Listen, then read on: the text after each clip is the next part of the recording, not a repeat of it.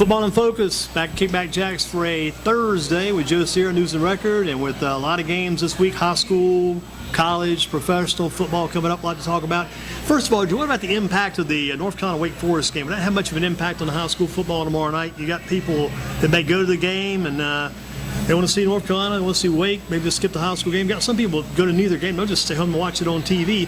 How do you think that impacts tomorrow night's games? I think it has a little bit of an impact. I thought it was kind of strange, just how strong the reaction has been to that, because it's been going on for a while. This isn't anything new. It's been going on for 5 or 6 or more years, and it just seems like a big reaction this year because Wake and Carolina are pretty good, and I think they think that people think there's going to be more. Especially Carolina. There'll be Carolina people that would not even go to a game during the whole year. They'll go to that game because they're 2-0. They're on top of it. I think the days when a whole town, other than maybe a Reedsville, went out to a high school football game are long past. I think most of the folks who go to games now are alums, parents, and students, and I don't think it's going to affect those folks that much. And if they really want to watch the game with technology, they can watch the Carolina Wake game on their phone. I think the same way. Yeah, there's so many different ways to get it these days. Exactly. There's so many different games. You could, if you really want to track it, you could go like a major engineer. You could be bringing all kinds of games in on the Friday on your phone. Yeah, if you don't go to a high school game because of that game, then you didn't really want to go to that high school game that badly anyway. It's kind of the way I look at it. Yeah, it didn't mean as much to you anyway. Right. What about this? Remember last year about this time, or a little bit later, a little bit earlier, give or take a month or two, a day or two, they had this issue about naming rights. It was this group here in town that said, we're going to start selling naming rights to the games and on the stadiums to raise money for the schools. That idea hit me this one. So what happened to those guys? Did you ever hear any more at all about that issue? You remember when it came out, I'm sure. Yeah, and it was kind of, under the radar a little bit. There didn't really seem to be anybody official with Guilford County Schools or anywhere who really knew much about it or was going along with it, and then it just kind of went away. I mean, it was an interesting idea, but most of the schools have sponsorship agreements. All you have to do is look at the signage on the fences and at their stadiums and on their scoreboards, and you've got to make sure that you don't conflict with somebody who's been a long-time sponsor who you have a relationship with. Yeah, and if you start sticking a name like, say, the Bojangles Jamison Stadium in there, that makes a little bit of difference too. That's kind of disrespecting the guy who has been at that stadium name-wise for years. Yeah, and there's a good reason why most of the stadiums in Guilford County, Johnny Roscoe, Tommy Grayson, Simeon, AJ Simeon, Marion Kirby, there's history there, and there's tradition, and as you say, that would be, I think, disrespecting them a little bit. Yeah, and if you went to the, say, the KFC game of the week from the Bojangles Bill Slayton Stadium and told Coach Slayton about it, then I think the living coaches, even Coach Kirby, don't want to be around all the way for their total response. I can almost see how they would react. Yeah, that's kind of a road that the money would have to be really significant if I were an athletics director or principal or superintendent to consider that. And I just never heard another thing about it. It just kind of came and went. But it was going through my mind because there's so many different groups doing games now, different ways to get it, different sponsors. Well, there's one idea from a year ago I hadn't heard a thing about, but that's in the past now. What about Chris McCaffrey? We'll get to the pros a little bit, and we'll get all high school in a few minutes. But Chris McCaffrey, the great white hope in the offensive backfield for the Panthers. Hadn't seen numbers like this in a long time, but I thought back guys like Mike Allstott, who was a bigger back. Yeah, Allstott was a prototypical fullback when teams still had those. Mm-hmm. Yeah. He was 6'1", 248, plus he could run, though, like a ballet dancer. I watched some of his highlights this summer in the NFL Live Up, and that guy could really move. He was one. John Riggins, he was still big, 6'2", 230. Mm-hmm.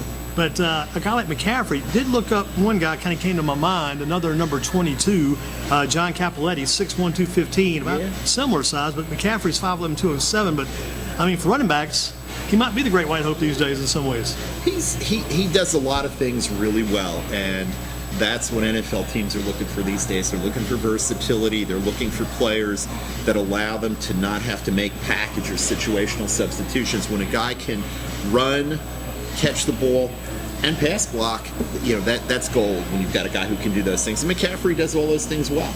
I kept waiting for something to happen when I thought maybe he'll get to the point it's too much on him, too much labor, too many runs, too many pass receptions, too much work. But so far, the workload, he hasn't even. I mean, he walks around like he's never even tired. I mean, he'll be on the bench breathing some. Anybody's on a hot day, he'll breathe some. I mean, overall, this guy just takes it in stride. And I mean, I think I look back at some of his college numbers. It's been that same way all the way along.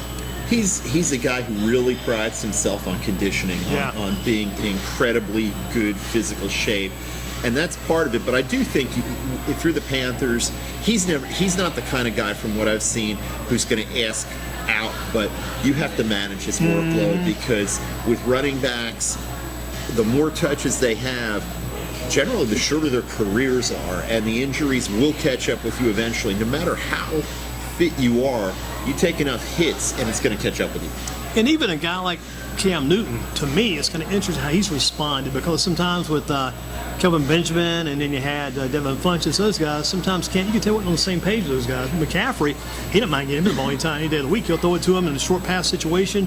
He'll throw it to him over the sideline. I mean, he goes to him, and it seems to be something he really does not mind doing. It's part of his game. He enjoys that game. Yeah, and I think part of that is just how good a route runner Christian McCaffrey is. There are a few guys like that. Alvin Kamara with the Saints is fantastic. I mean, very similar kind of player in that they can do anything you ask them to do on the field, and they run routes as good as a receiver.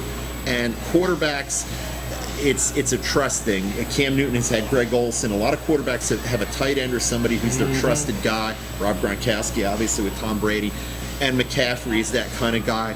They're saying Greg Olsen, might be playing this week. If he's got both of those guys, that makes the Panthers that much more dangerous and diverse. And you mentioned trust and reliability.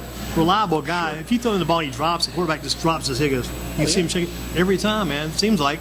They said, I think the first game, no drops. I mean, that says a lot. Yeah, and that doesn't just happen. That's hard work on the part of the quarterback, the receiver. It's running a good scheme, calling plays that the quarterback is comfortable with, and that's a big part of it with Cam. What about this Thursday night game? To me, it feels like this is not even the regular season. It's too warm, it seems like. Yeah. And it's a Thursday. It seems like a preseason game tonight, but it's regular season. It kind of struck me that way today. Yeah, the first week or two of the NFL season, and then at the very end, it gets a little weird where you've got an early Thursday game, then you have 2 Monday night games, then you have a Thursday game.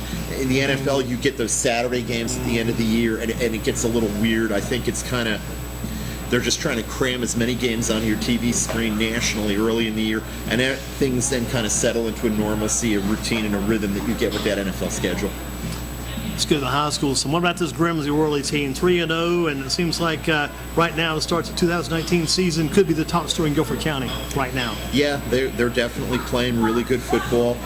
They're going to get another challenge this week from Southeast Guilford. This is a Southeast Guilford team Darrell Brown hasn't beaten. He's 0-3 against them, and it's the points are 58-6 the last 2 years. And he said we've got an article talking about Southeast this week, and Darrell said that they out-physicaled his team the last 2 years. They were tougher, and he thinks his team has gotten tougher, gotten stronger, and that'll be a factor on Friday night. But Southeast has had their number, but early in the year they beat Northern Guilford. That was a team they'd never beaten before. So they're kind of checking things off their to-do list. Checklist, and Southeast is the next one. I like Grimsley to win this game. I've been very impressed with them. I think the real test with Grimsley is going to come when they play East Forsyth. That's the first game where I kind of want to see how they respond if they get hit in the mouth. They haven't really had that happen to them yet. I think they'll handle it well, but that's the question. When a team hasn't been there quite at this stage and this level before, and they jump up to that level. We got Southeast past 5 years. Last year, 31-0 beat Grimsley. 2017, it was 27-6. 2016, 21-12, all Southeast. 2015, 7-0 Southeast. 2014, 35-12. Go back to 2013. That's when Grimsley beat Southeast 25-22. Back when Pat Neal was coaching. Yep. The Worley's now assistant coach at Dudley. Correct. Yeah. And he's been an assistant coach at a number of schools in the area and a head coach, and does a good job. Pat's a great guy. He's got a young son. Some of his little kids about that high. Probably weighed about 150 pounds. He's a big kid. By the time he gets ready to play, I think he'll be a good one too. Yeah, and I'm sure he'll be on the line on one side or the other for the Panthers. Now, did you put a score? I know you guys put scores. I read a brief through it today. Read a little bit of your work, the picks, you and Spencer. What score did you put for the Grimsley Southeast game? I had Grimsley winning that game 27-17, and Spencer went with 28-21. Good ball game. Yeah, I think those are two good teams. I think you're going to see some good physical football, the kind of game that you see in the playoffs. And I tell you what, Grimsley is a similar team to what they were last year, but Southeast in a lot of ways is almost totally different. Yeah. I mean, they got Fairley when he's healthy, but still he's got to be a different runner this year than he was last year. But the overall, have you seen Hoff yet? Is Hoff around? No, they moved to Huff. high school in Cornelius. Huff went to Huff. Huff went to Huff. Well, that's the third or fourth place. That's why I call it Huff, and I said, I can't believe it, because he was at Northern, Northwest, Southeast, now at Huff. Yeah. Wow, that guy. He was a game changer. He had a huge game. He had 3 touchdown catches in that game. Had 2 the rest of the year. But looked like he was going to be a breakout guy. I don't know why they moved, but they moved. It's interesting, isn't it? But I mean, nowadays it's like almost anything can happen. And it seems like every week we're talking about some key player who's going against his former team, the school that he transferred from. We had Branson Adams last week with 2 touchdowns for Dudley against Page. We had Alston Hooker going against Dudley for Ragsdale earlier. Last week, had Walter Kuhlenkamp, the quarterback, who had transferred from Northwest to Southeast, going against his former team. It's every week it seems like you've got that, and I understand families wanting to put their kids in the best possible situation, but the player movement gets a little crazy. It does, hard to keep with. I'm talking about Hoff, because I mean, we won't have him. He was number 80. Remember, about Hoff just had that game against Sundown. He was blew it off the map. Yeah, he and Adam Douglas, Ryan's younger brother, both made some big plays last year and had some catches. Adam Akins, who transferred over from Eastern Guilford, is going to fill some of that role this year as a big play guy who's headed to the Naval Academy. They've still got some talent on that team.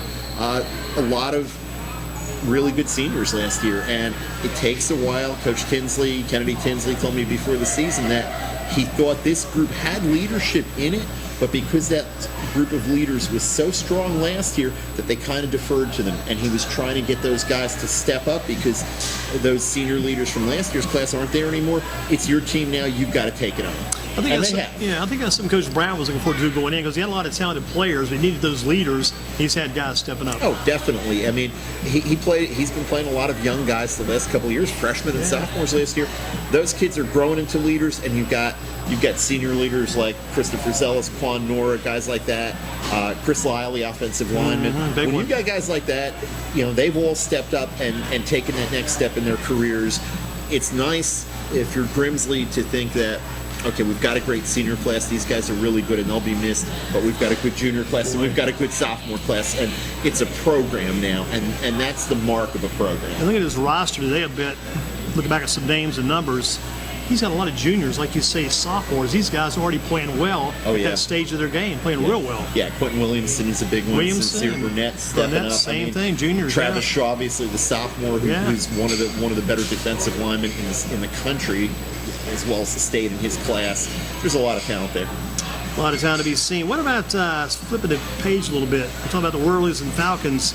Page trying to avoid that 0-4 start. I think they got a good chance at tomorrow night.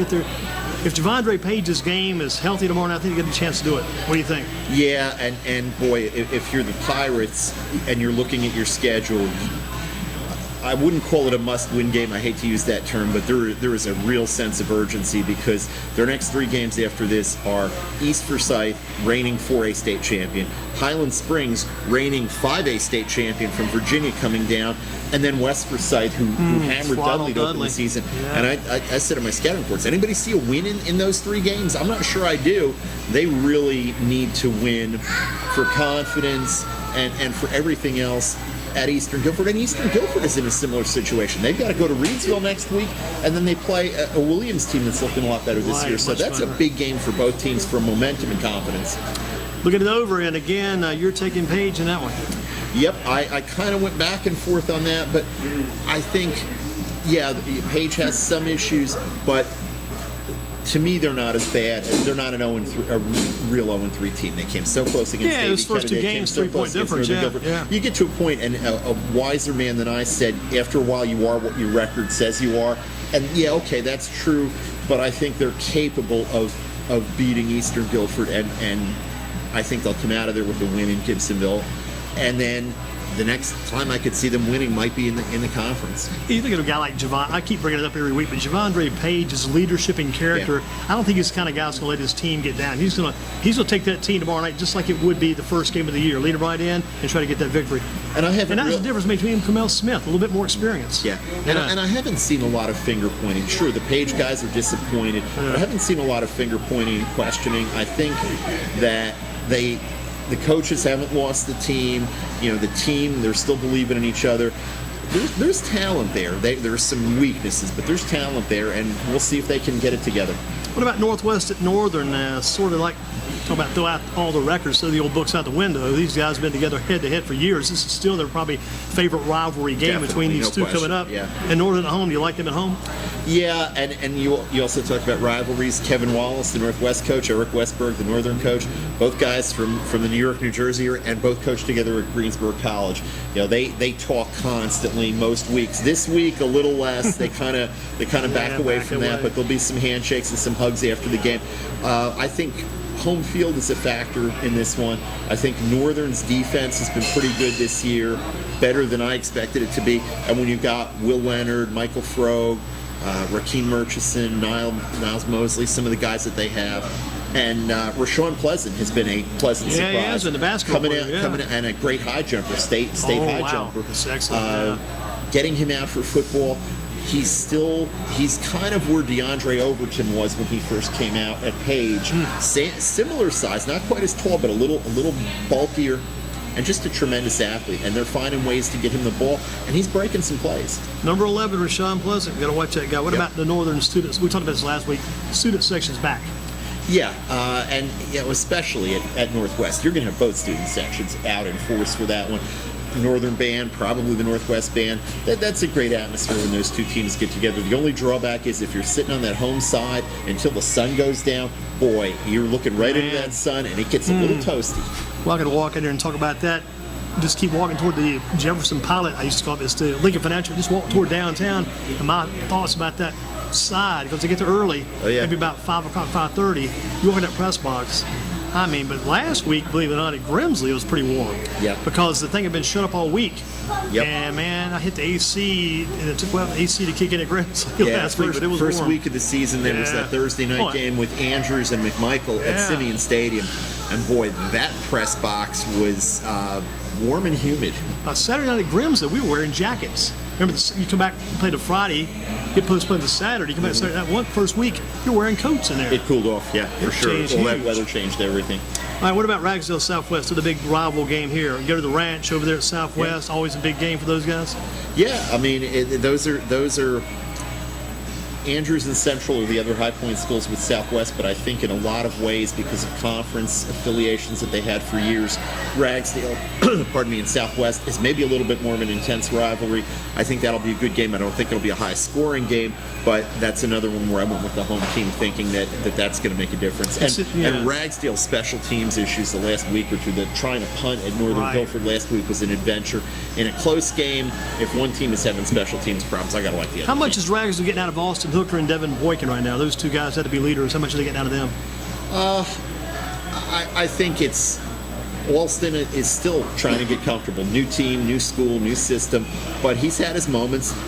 Devin Boykin, they want to try to get him the ball as many ways as they can, but he's such a good cover guy on defense that you do not want to have to use him too much on offense. He's a guy you've got to spot him. You've got to be careful about how much you're using him. Watch his snap count.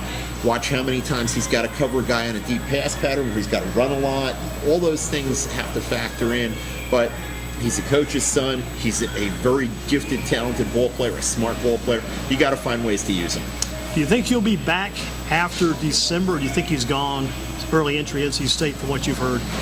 I think I haven't heard anything, so this is just me off the top of my head speculating. I think he'll probably enroll early. He certainly has the academics that won't be an issue, and football is clearly going to be his focus at the next level, and it does nothing but help you. Basically, if you enroll early with that red shirt potentially, or you get 5.5 years, and that's a huge thing. And he also last year played basketball, but then he got hurt in a stretch here too, which is not good. Yeah, and I think, it's funny, a couple of guys recent years have been like that, where they were Trey Turner, where they were fine playing football, and Trey eventually got hurt playing football too, but they got hurt more playing basketball, and then Trey had that shoulder issue, collarbone thing up at Reedsville that ended his football season. But they're all contact sports. What about Smith, Southern Guilford? Any thoughts? I mean, Smith, 35. Where did that 35 points come from? That shocked me. I mean, the defense shut him out. Yeah, not so much that I didn't think Smith and Jordan Williams were capable of something like that, but Andrews had been playing really well, albeit against not great competition, and Smith had really been struggling. let's see how Smith builds on that. I like them to win that game against Southern Guilford, but Southern Guilford's another team that kind of has had a bounce back game too. So with Miles Crisp, you kind of see how that goes.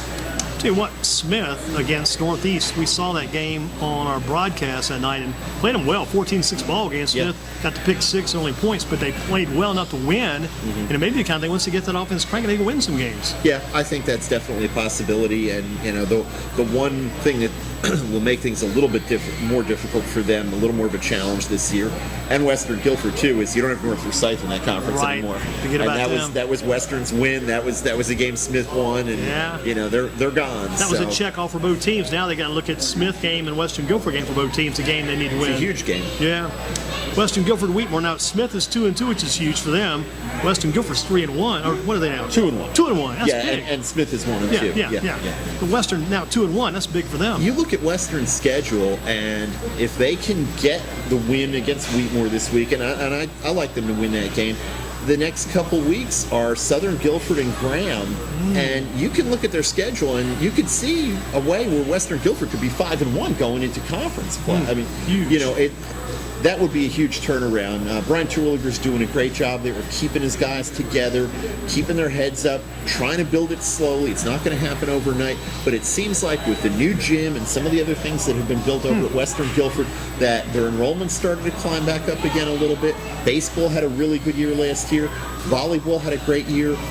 Their soccer teams are starting to bounce back a little bit. I kind of see things trending upward a little bit at Western, and if football could get to 5-1, all of a sudden there's going to be a lot more enthusiasm and there's going to be a lot more kids interested in playing for the Hornets. And you mentioned that volleyball team. They've been beating some pretty good teams too, I saw. Yeah. So. And that Dante Bovion, the running back, very good start for him. Yeah, he looked great in the Jamboree at Grimsley. I was impressed with what he did there, and he's their playmaker. He's the big play guy for them. Robbie Boyd does a lot of things well for them. You look at him, and he doesn't look like your prototypical quarterback, great athlete, but he's a really good baseball player. He's a really good football player, and he's a leader.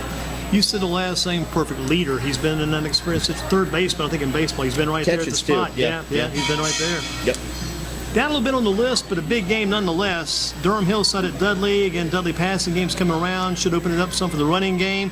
How do you see that one unfolding? I think home field will be a factor. Durham Hillside always gives Dudley a test, and that's why Stephen Davis wants to play them every year. They've got similar size, similar athletes. They play a similar brand of physical football. They want to run the ball.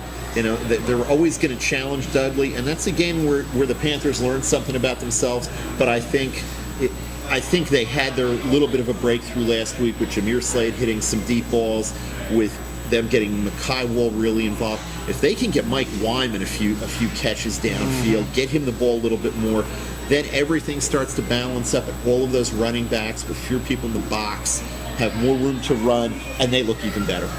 Those running backs, who do you think is going to be the top running back to emerge? There's going to be one guy that's going to step up. Any idea who that top back may become? Boy, they all bring something a little bit different to the table, depending on what kind of package you're in and what you want to do. I mean, Marlon Darby does a lot of things well. I think I might like him a little bit more than some of the others, but Miles Smith can hurt you with speed if you get him into space. Nashawn Wilhite is a great blocker and will run over anyone and anything. Branson Adams, they use him in the slot. They use him a little bit as a receiver. He's been a factor. Milan Summers can be a game breaker. In some situations, they try to save him for snaps on defense because he's such a key guy there. But that's 5 guys who can hurt a team. I don't think you're going to see any guy have huge numbers this year, but if they can do that running back by committee, that's a really big committee and a really good committee. Gives that defense time to settle in now, too, and become more dominant. And the thing with having that many good backs is there's always somebody fresh. There's always somebody you can bring in. I think when a guy gets on a roll, hits a few plays, you want to ride him until that stops. But then you've got somebody fresh to bring in, and the defense feels that when you've always got somebody ready to go and they're getting gassed. What about getting gassed in High Point Central, West Forsyth? I mean, High Point Central is right now, Yikes. Look at it, 0-3 to start here. Could be definitely 0-4 next. I think Coach Jones, this may be he looks at this and says, I wonder about the future. The numbers have not been there the last few years for Central. They've still got a few good players, but kids transferring out have hurt them. I don't think Wayne Jones has forgotten how to coach football. He's had some good years there, some playoff runs. He's a good football coach, but they need to kind of stop the bleeding in terms of transfers, whatever that takes, and just kind of get their mojo back. And playing West Forsyth is not the way to get your mojo back. That is a very strong team. We know what they did to Dudley. Adrian Snow has a good team over there every year, fundamental, physical, and this is one of his better teams in recent years. And they got Keith McDuffie at receiver now. Got the Bullet kid at quarterback, so they changed that around a little bit too. Yeah, they're trying to get their best guy, as many of their best players on the field as they can at different positions. And it hasn't so much been scoring that's been an issue for Central this year. They've put up a few points. It's their defense where they've really struggled. They've got a good two-way lineman in Mason Bowers, also a basketball player for them, but he gets worn out because he's a big guy. They've got to tighten up their defense is a big issue, and they're going to be facing big numbers and big people against West Forsyth. And you look at their schedule, you look at the other guys down the road for High Point Central. They're going to have that conference schedule with Brimsley and Northwest and Page and Ragsdale. I think they still have Andrews out there, don't they? Or do they? They got Andrews, yeah. They got them, I think, maybe next week. Yeah, I believe that's correct. When they get that conference schedule, if they only got 1 or 2 wins, it'll be tough. Yeah, no doubt. You mentioned High Point Christian Academy in our pregame talk. What about them this week? They got Charlotte Christian coming in, right? Or Charlotte Country Day. Charlotte Country Day coming in, 3-0. Yeah. Big game here. High Point Christian coach Scott Bell said this is a really good Charlotte Country Day team. Max Preps has them, I believe, at number 24 in the state overall. And this is a really good High Point Christian team. I got you, Coach. They've got as good a linebacking core as anybody in Guilford County. Coach, I don't care about private schools, public. I got straight. He got Wister Allen is a great player, 4-year starter. Coach, appreciate it. Twin brothers Chase and Colby Cox at linebacker. That is a really good linebacking core, and they've got weapons on offense. John Saunders leading the state right now with 11 touchdown catches. Bryson Thomas is a threat there. Luke Hommel throwing the ball. They've got a transfer quarterback from Statesville, I believe. Gavin Cole, who's a big 6'5", 215, 220 kid with an arm. There's a lot of talent on that team. They lost some linemen from last year. They're a little bit young on the lines. They had a kid named Paul Game who's at the University of Chicago playing football. Brilliant kid, and playing some football, and will get a fantastic degree from there. They miss him a little bit, but this is a real test. If High Point Christian can win this game, they're going to be a real factor in the Division I playoffs in the NCISAA. And they got the kid, Wistar Allen's a linebacker, plus also plays some running back. Yeah, he's a physical specimen. He runs well.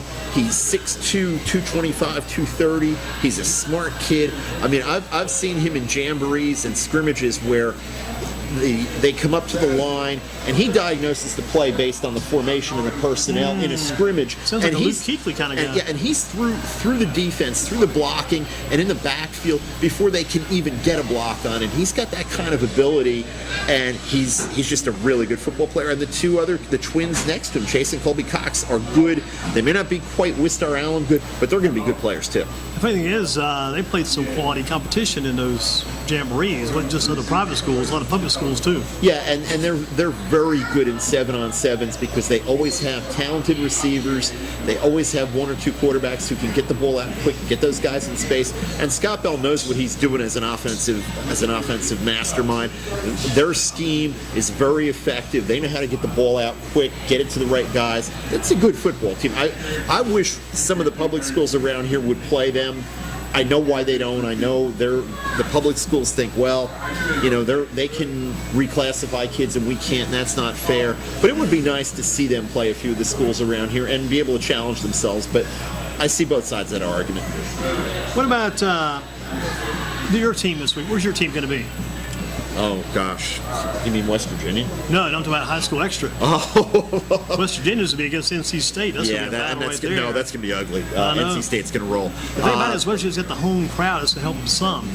No. I don't want to talk about this. Totally different game than last year, I'm sure it would have been. Yeah. Yeah, last year would have been more interesting. As far as the hsextra.com and Greensboro News and Record team, I'm going to be with a photographer at Jameson Stadium for Southeast Guilford Grimsley. Jeff Mills is going to be filling in, our A&T guy. He's going to be at Johnny Roscoe Stadium for Northern Guilford and Northwest. Tell me go out there about 5:30. Yeah, I've already warned him. And Spencer Turkin will be at Dudley and Durham Hillside. Bringing in the A-team. Yeah, and we also are going to have coverage from Ragsdale and Southwest, and I'm not exactly sure who that's going to be, but we'll be getting photo galleries, coverage, video. We'll have it all. Good stuff. And last week I was clicking you guys back on Saturday with our rewind and listening to a lot of links to you guys, and a lot of different choices, a lot of different things there.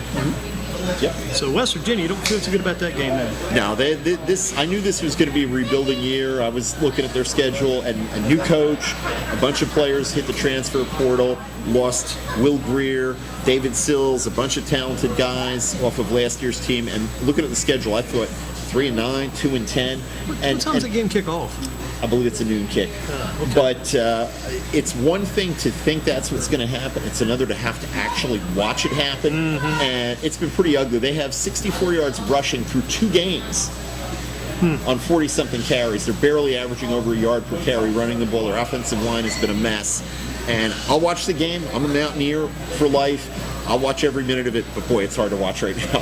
Joe, you've been busting your tail. I heard you last night on the program on High School Huddle, and I know you and Spencer do your job. Thanks for what you've done. Appreciate Thank you for coming having in. us. Appreciate it, Andy. Keep rolling. Thank you Take much. care.